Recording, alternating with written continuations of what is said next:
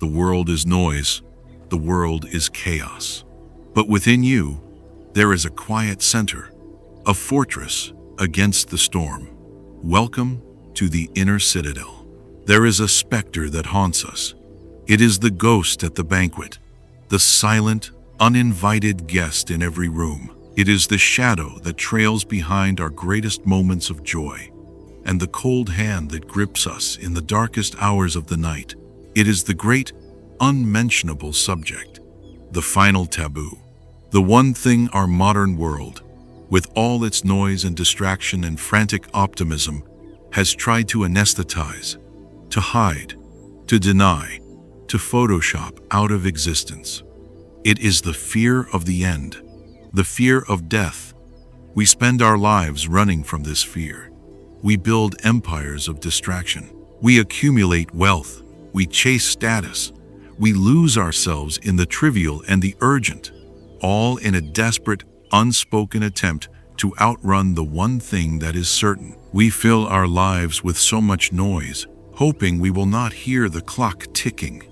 Steadily, in the silence beneath it all, we have come to see death as a failure, a medical error, an enemy to be defeated. And in doing so, we have poisoned our own lives with the terror of its arrival. But what if this is all a profound mistake?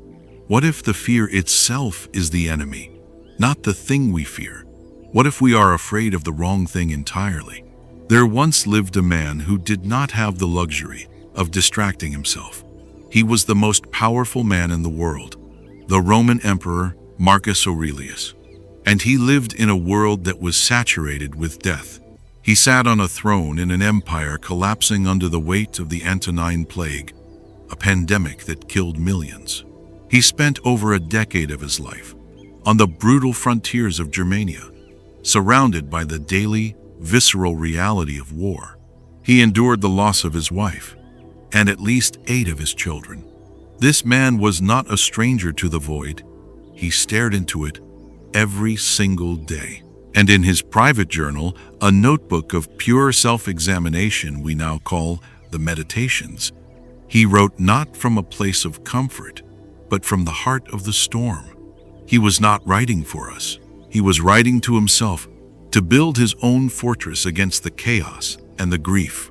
And in this private reckoning, he forged a principle that rearranges our entire universe of fear. He wrote a command that serves as the ultimate compass for a meaningful life. It is not death that a man should fear, but he should fear never beginning to live. Let this idea dismantle you. The tragedy is not that your life will end. The tragedy is that it may never truly begin. Let us first look at the great reframe. It is not death that a man should fear. Why? Because death is not an evil. It is not a judgment. It is not a punishment. It is a natural process. As natural as being born, it is, as the Stoics would say, an indifferent. It is part of the contract of being human. It is the debt we all owe, the price of admission for the privilege of experiencing life at all. To fear the inevitable is a form of madness. It is to spend your entire, precious, present moment in terror of a future moment that you cannot control. It is to poison the meal with the fear of the bill. It is illogical. It is a waste of your reason.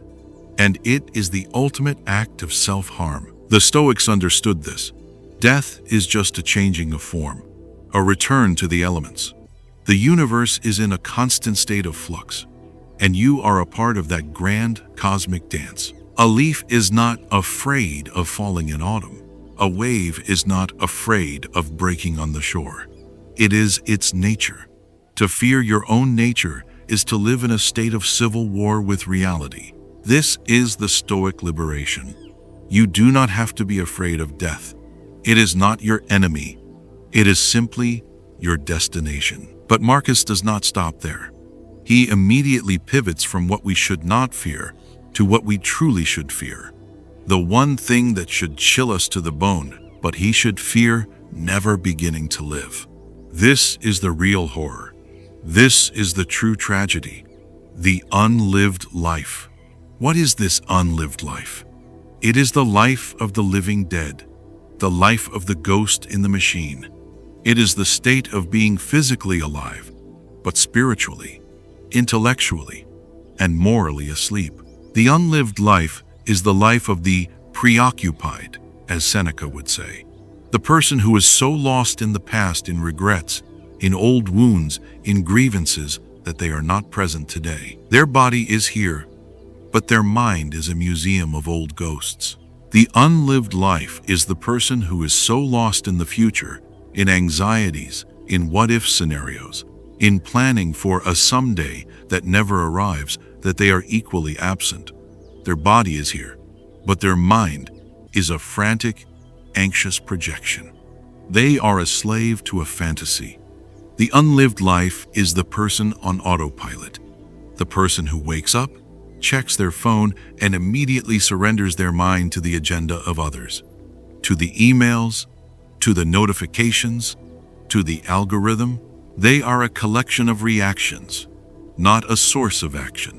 They are a pinball, bounced around by the demands and opinions of the world, never once stopping to ask, is this the life I choose? This is the man or woman who spends their life climbing a ladder, only to reach the top and realize it was leaning against the wrong wall. This is the person who saves all their real living for retirement, and then arrives at the destination too old, too sick, or too empty to enjoy it.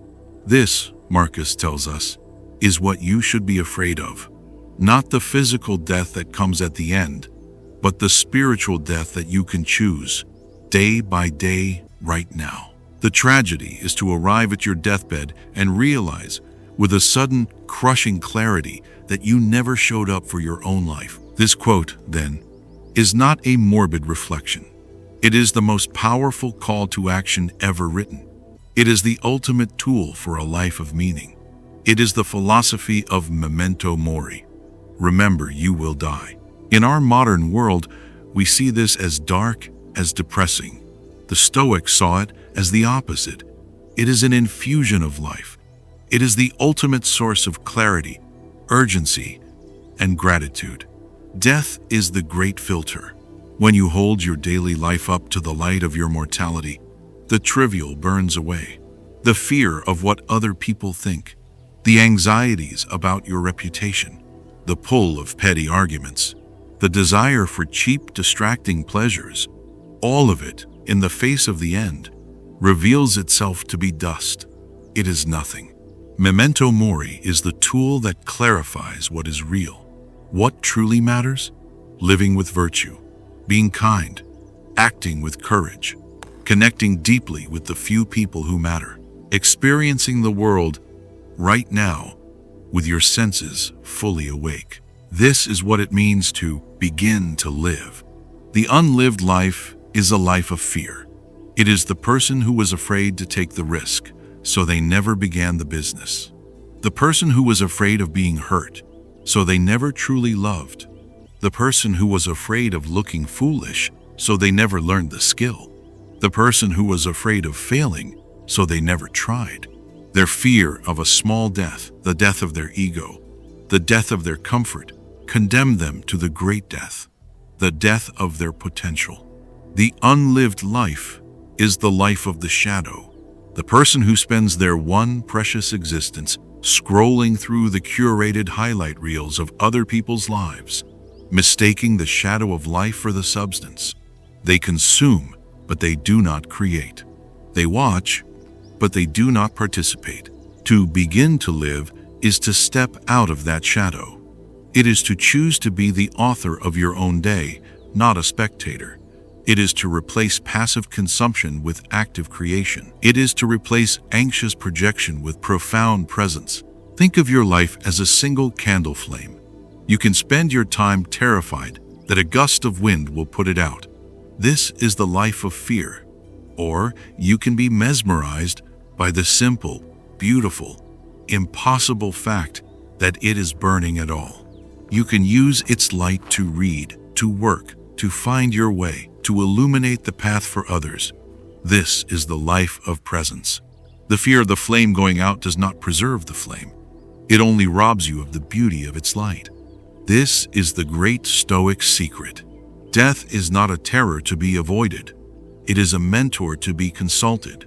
It is the advisor that sits on your shoulder and whispers in your ear. Are you truly living right at this moment? Is this action worthy of the time you are spending on it? Are you being the person you were meant to be? This is the question that must animate us. Not, how long will I live, but how well will I live?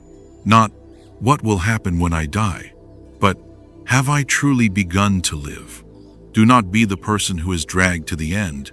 Be the person who arrives at the end, having lived, having poured yourself out, having taken the risks, having loved, having failed, having learned, and having been fully awake for the journey. This is the great choice. We are all dying. That is a fact. But we are not all living. That is a tragedy. The great fear is not that the body will one day stop. The great fear is that the soul never truly woke up. The journey is inward. The work is long. If these words helped light your path, join us. Continue to build your citadel.